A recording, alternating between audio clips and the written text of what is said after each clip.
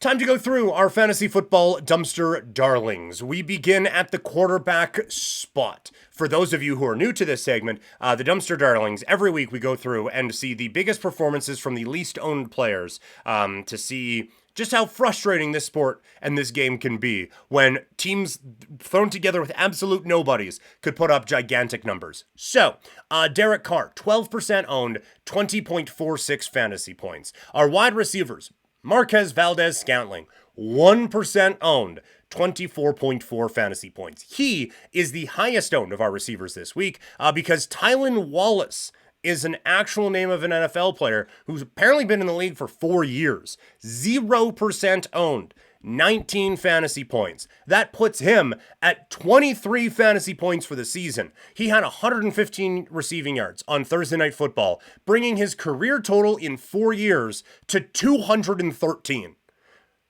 The most out-of-nowhere fantasy performance maybe in the history of the sport.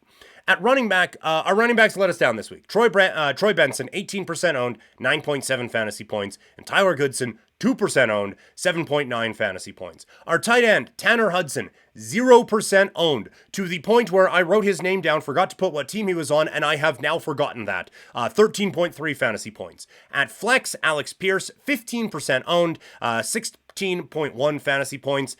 Our kicker, Joshua Carty, 4% owned, 19 fantasy points. And our defense this week, the New England Patriots, owned by 9% of teams for some reason, 16 fantasy points. That puts the dumpster darlings this week to 145.86 fantasy points.